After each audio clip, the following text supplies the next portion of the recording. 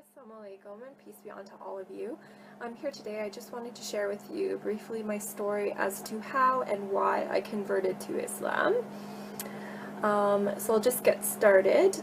So growing up, I actually was raised in a very devout Catholic household. Without fail, my parents used to bring us to church every single Sunday. We used to practice all of the holidays and celebrate all the holidays in the religious sense. My parents would fast on Fridays.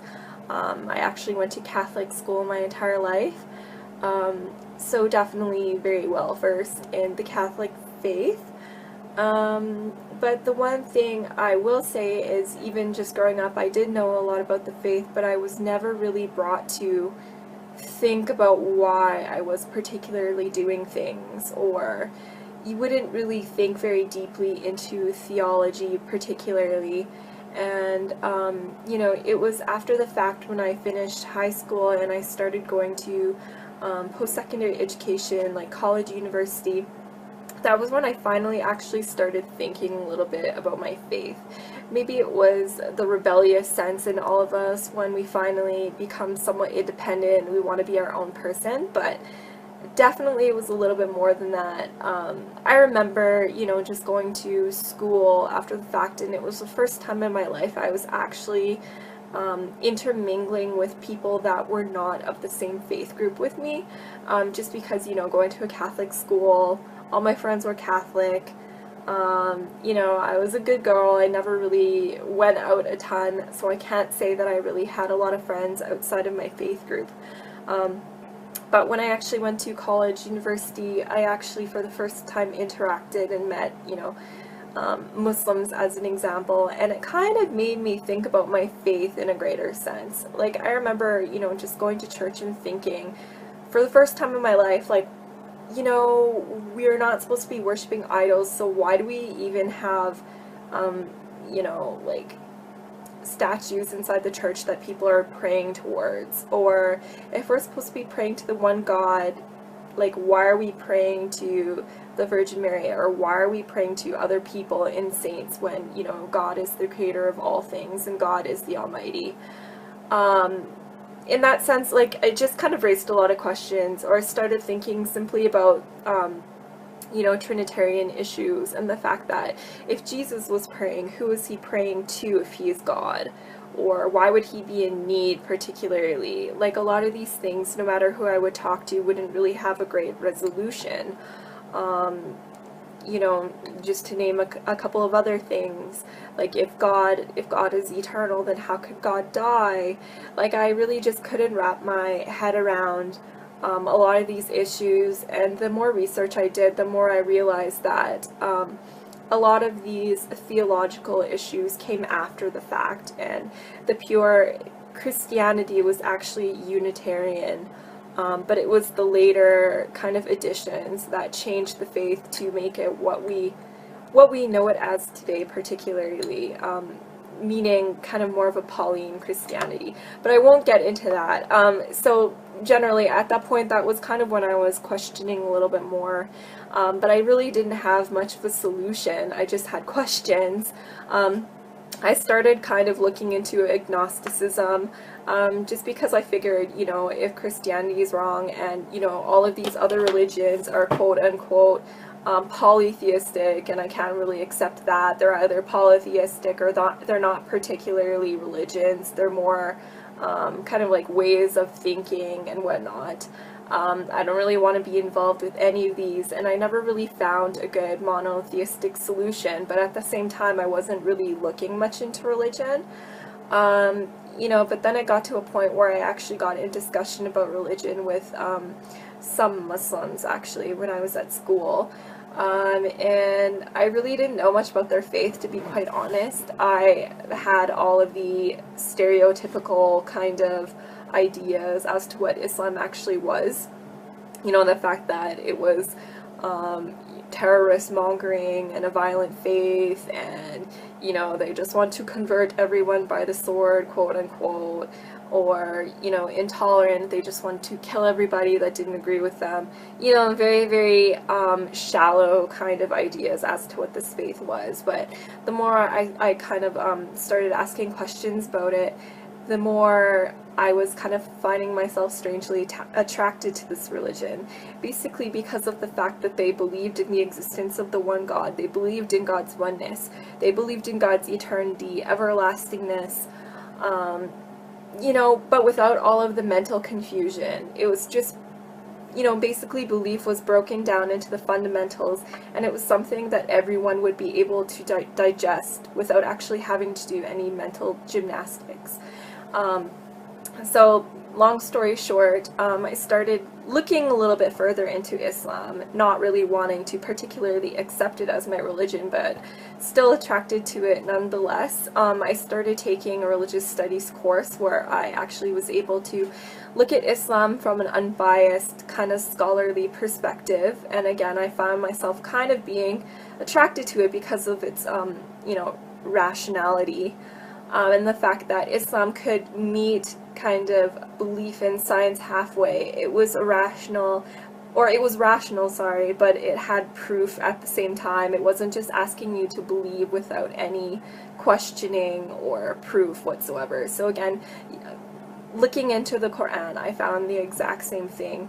You know, Allah would command His servants to question or think about things or ponder about things, and that was something that I definitely wasn't used to previously with the Bible, and something that was very attractive for me.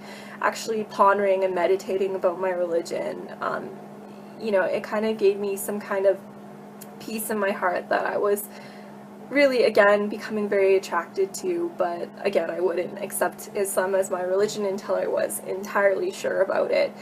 You know, so again, reading more into the Quran, I was finally also able to put Judaism and Christianity into perspective, particularly looking into the role of prophets.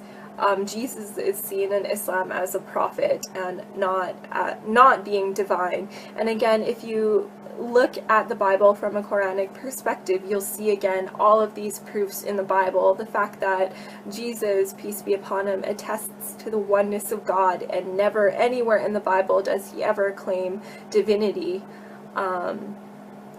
simply.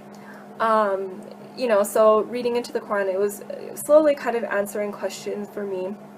You know, when I would bring up all of these horrible arguments that I would see online and whatnot, to people of faith that were actually well versed in their religion, you know, I would always find some kind of resolution. Whenever I had a question about Islam, I always thought that it would kind of be a breaking point, and this would be the reason why I can't particularly believe in this faith, but it always ended up being to the contrary. And you know, along my journey, I was probably looking into Islam for maybe about, I would say, 2 years or so, and it was continuously the same thing, where it was just, it was working for my benefit and not on the contrary. And basically, whenever I would see all of these negative comments online or get all these negative comments from people, or even myself argue with people, it would just bring me to gather more knowledge about the religion, and actually got me to a point where I was very comfortable accepting Islam for what it was, but I still didn't make that final step of affirming my faith. And then I found it was actually just one very last driving point that brought me to accepting Islam. When I was actually very close to accepting Islam, I was doing an internship in Edmonton, where I was in school at the time, and this was coming to an end, and I was on my way back to Calgary, where I would actually be living with my older sister for the first time in many years, because she had actually been in Edmonton for university and I was in Calgary. It was just a big jumble. But anyways, so that was the very first time I would be living with her in years. And I just remember one morning, I remember this very vividly, and it was actually the middle of Ramadan. I wasn't practicing or anything yet at that point. I'm still looking into Islam, but I heard like some crazy rustling noises and business going on in the kitchen, and I was like, what is this? What is going on? And it was really early in the morning, and then I found my sister in there eating a bowl of cereal, and like she had all this food around her. And I kind of questioned her as to what she was doing, and I realized at that point that she was trying to attempt to fast. So everything kind of came together at once, and I realized that at the same time when I was looking into Islam, my sister was also, even though we were separately living in completely different cities and didn't talk about religion whatsoever, we were actually going through the exact same thing. So that kind of brought me to a point where I was feeling a little bit more comfortable in my decision, you know, to potentially accept Islam. And my sister and I, we ended up actually going to a lot of religious lectures and lessons together, and kind of furthering our knowledge together and searching together. And we got to a point a few months later where we actually ended up attesting and affirming our faith in Islam together and saying our Shahada, Alhamdulillah. And since then it's been about 4 years. So I've since then, you know, my life has changed dramatically for the better. Finally, as a person, I feel so whole. You know, before Islam, I would go to bed at night and I would honestly not be able to sleep because I felt like I was purposeless, and I felt like, you know, extreme fear of, you know, what was going to happen to me. You know, am I just like this lump of flesh and I'm just gonna die and rot in the ground? Like, I just really felt unfulfilled, and I felt like there was no purpose for me. But in my life now, I can say that every single moment of every day, I feel like I'm accounting for it, and I actually have a purpose, and our purpose is to worship the Creator and devote our life to the Creator in the way that He has outlined in the Quran. Very, very simply speaking.